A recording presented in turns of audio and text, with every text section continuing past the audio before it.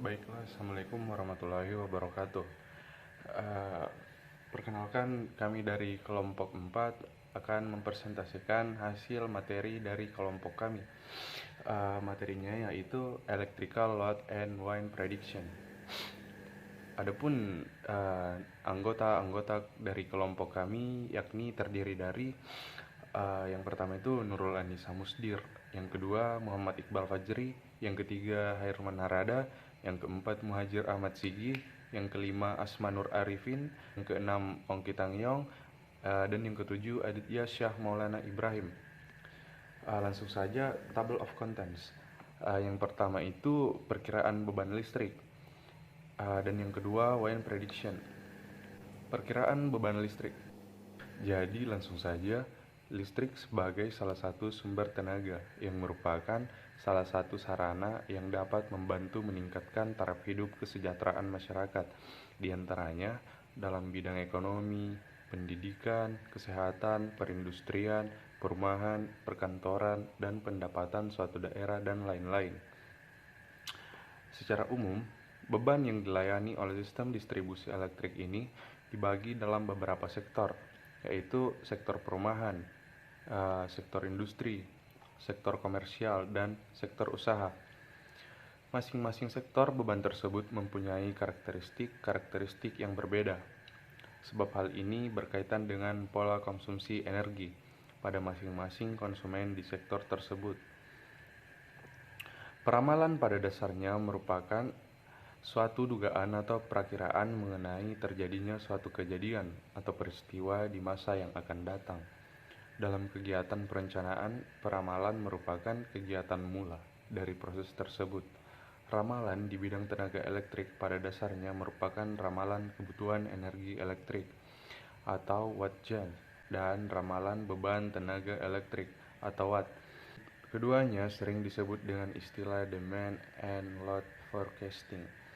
Hasil peramalan ini dipergunakan untuk membuat rencana pemenuhan kebutuhan maupun pengembangan penyediaan tenaga elektrik setiap saat secara cukup dan baik serta terus-menerus. Saya serahkan kepada pemateri berikutnya. Terima kasih.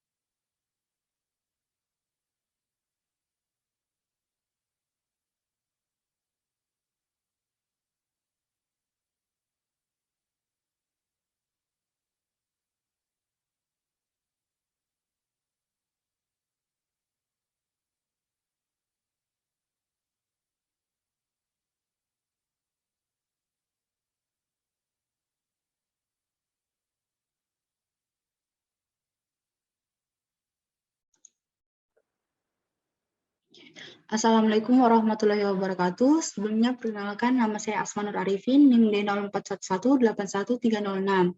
Nah, di sini saya akan melanjutkan presentasi dari teman kelompok saya sebelumnya yang membahas mengenai karakteristik beban. Nah, selanjutnya ada beban rata-rata, di mana beban rata-rata ini atau BR ini didefinisikan sebagai perbandingan antara energi yang terpakai dengan waktu pada periode. Nah, atau biasa dituliskan menurut persamaan satu periode tahunan itu, di mana BR sama dengan KWH yang terpakai selama 1 tahun per dengan 365 dikali dengan 24. Nah, selanjutnya ada faktor beban, di mana faktor beban ini didefinisikan sebagai perbandingan antara beban rata-rata dengan beban puncak yang diukur untuk suatu periode waktu tertentu. Nah, beban puncak atau biasa disingkat sebagai LR ini yang dimaksud adalah beban puncak saat atau beban puncak rata-rata interval tertentu, di mana pada umumnya dipakai beban puncak pada waktu 15 menit atau 30 menit. Nah, untuk perkiraan besarnya faktor beban pada masa yang akan datang dapat dideteksi dengan data statistik yang ada. Nah, dari definisi faktor beban ini dapat dituliskan menurut persamaan, yaitu LR sama dengan BR atau beban rata-rata dibagi dengan BP atau beban puncak. Nah, persamaan ini mengandung arti bahwa beban rata-rata akan selalu bernilai lebih kecil dari kebutuhan maksimum atau beban puncak, sehingga faktor beban akan selalu lebih kecil dari 1. Nah, selanjutnya yaitu faktor kebutuhan, di mana faktor kebutuhan ini adalah perbandingan beban puncak dengan seluruh beban terpasang pada sistem. Nah, ini biasanya dituliskan dengan persamaan faktor kebutuhan atau FD sama dengan beban puncak per dengan beban terpasang. Nah, faktor kebutuhan ini selalu bernilai lebih kecil dari 1. Nah, biasanya faktor kebutuhan ini dipengaruhi oleh beberapa hal. Yang pertama itu seperti besarnya beban terpasang, yang kedua sifat pemakaian, di mana seperti contohnya pada toko-toko, pusat perbelanjaan, kantor-kantor, dan industri yang memiliki faktor kebutuhan yang tinggi, sedangkan gudang dan tempat rekreasi yang memiliki faktor kebutuhan yang terbilang rendah. Nah, selanjutnya jenis-jenis beban. Nah, di mana jenis-jenis beban ini ada 4. Yang pertama komersil, yang kedua beban rumah tangga, ketiga beban industri, dan yang terakhir ada fasilitas umum. Nah, untuk beban komersil ini pada umumnya terdiri atas penerangan atau reklame, seperti atau penerangan untuk reklame, kipas angin, penyejuk udara, dan alat-alat listrik lainnya yang diperlukan untuk tempat-tempat yang komersil. Nah, beban hotel juga diklasifikasikan sebagai beban komersil atau bisnis. Nah, begitu juga perkantoran. Beban ini secara drastis akan naik di siang hari, dan untuk beban perkantoran dan pertokoan dan menurun di waktu sore. Nah, untuk beban rumah tangga ini pada umumnya berupa lampu untuk penerangan, alat rumah tangga seperti kipas angin, pemanas air, lemari es, penyejuk udara, mixer, oven, dan lain-lainnya. Nah, di mana beban rumah tangga ini biasanya memuncak pada malam hari. Nah, selanjutnya yaitu beban industri, di mana ini dibedakan menjadi skala kecil dan skala besar, di mana untuk skala kecil ini banyak beroperasi di siang hari, sedangkan industri besar sekarang ini banyak yang beroperasi 24 jam. Nah, selanjutnya ada beban fasilitas umum, di mana beban fasilitas umum ini seperti kayak lampu jalan yang biasa digunakan sebagai penerangan pada malam hari. Nah, sekian dari materi yang saya bawakan. Lebih dan kurangnya mohon dimaafkan. Wabillahi taufiq wal hidayah. Wassalamualaikum warahmatullahi wabarakatuh. Assalamualaikum warahmatullahi wabarakatuh. Perkenalkan nama saya Ongkit Mayu, NIM D0411818153. Saya akan melanjutkan pemaparan materi dari pemateri sebelumnya. Di sini saya akan menjelaskan mengenai peramalan beban. Nah, peramalan beban sangat membantu perusahaan listrik dalam mengambil keputusan untuk menyuplai tenaga listrik, termasuk keputusan dalam mengatur pembangkitan, pemutusan beban atau switching, dan juga pembangunan infrastruktur kelistrikan, sehingga diharapkan dengan peramalan yang tepat dapat menjaga kestabilan tenaga listrik dengan kecepatan pengalokasian pembangkit yang beroperasi. Peramalan beban dilihat dari beberapa rentang waktu data beban yang digunakan untuk peramalan. Peramalan beban dibagi menjadi 3 kelompok, yaitu yang pertama, peramalan beban jangka pendek atau short-term load forecasting atau meramalkan beban dalam jangka waktu per jam hingga per minggu. Dan yang kedua itu peramalan beban jangka menengah atau medium term load forecasting, meramalkan beban dalam jangka waktu per bulan hingga per tahun. Dan yang terakhir atau yang ketiga, peramalan beban jangka panjang atau long term load forecasting, meramalkan beban dalam jangka waktu lebih dari per tahun. Kemudian selanjutnya wind prediction yang akan dijelaskan oleh pemateri selanjutnya. Demikian dari saya. Terima kasih.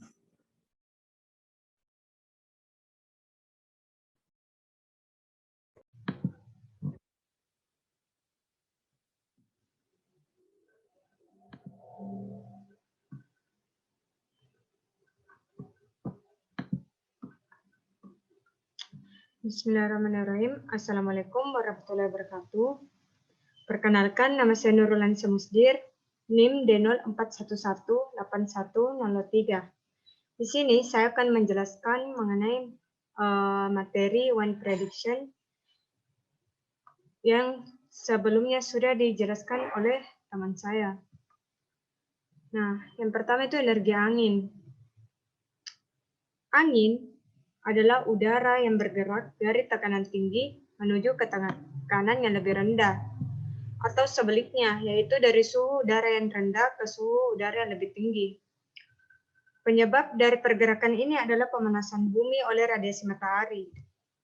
Udara di atas permukaan bumi selain dipanaskan oleh matahari secara langsung, juga mendapat pemanasan dari radiasi matahari.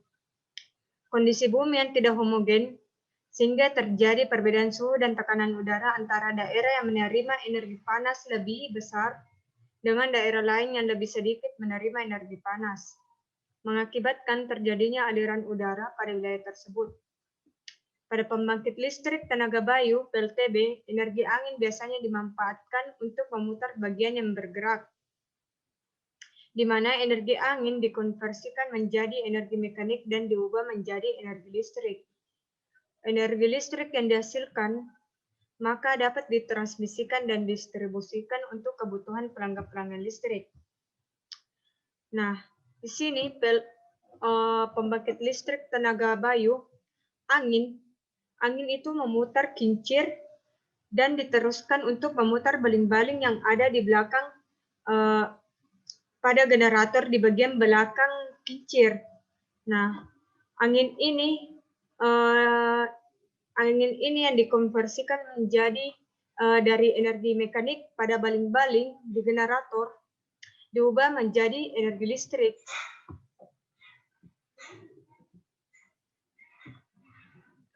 Selanjutnya itu wind prediction.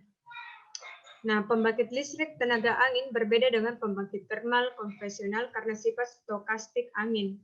Dengan demikian, peramalan tenaga angin memainkan peran kunci dalam menghadapi tantangan penyeimbangan pasokan dan permintaan dalam sistem kelistrikan apapun. Mengingat ketidakpastian yang terkait dengan keluaran tenaga pembangkit listrik tenaga angin, perkiraan tenaga angin yang akurat mengurangi kebutuhan energi penyeimbang tambahan dan daya cadangan untuk mengintegrasikan tenaga angin. Model peramalan tenaga angin dapat dibagi menjadi 2 kelompok secara keseluruhan. Kelompok pertama didasarkan pada analisis deret waktu historis angin, dan kelompok kedua menggunakan nilai perakiraan dari model prediksi cuaca numerik sebagai input. Mungkin itu saja yang bisa saya jelaskan dan akan dilanjutkan oleh pemateri selanjutnya. Sekian, wassalamualaikum warahmatullahi wabarakatuh.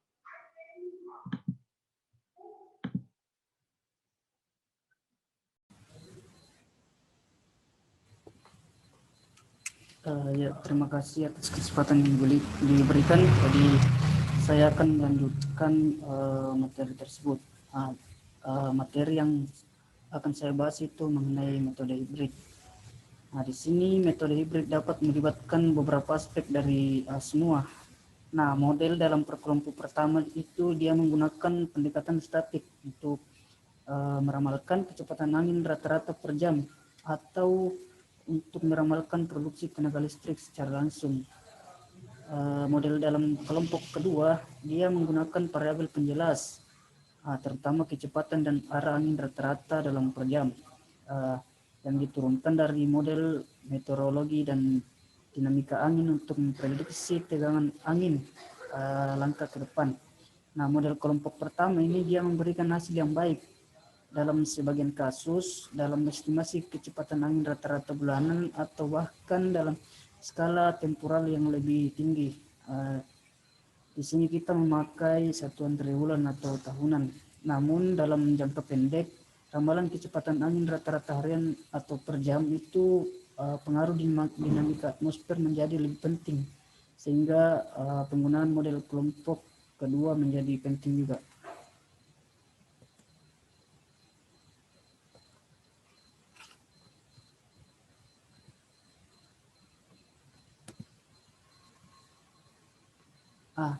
Selanjutnya ada 3 langkah-langkah dalam peramalan tenaga angin. Yang pertama itu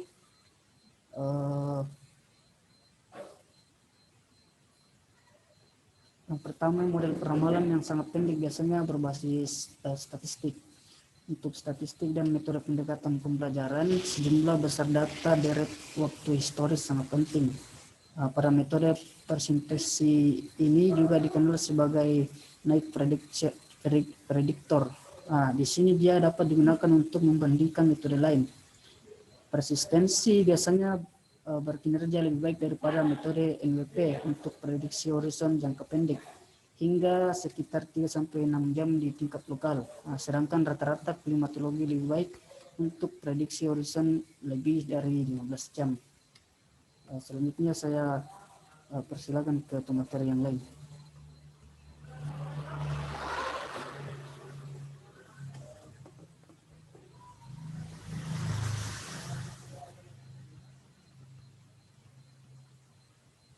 Bismillah, perkenalkan nama saya Muhammad Iqbal Fajri, NIM D0411818006.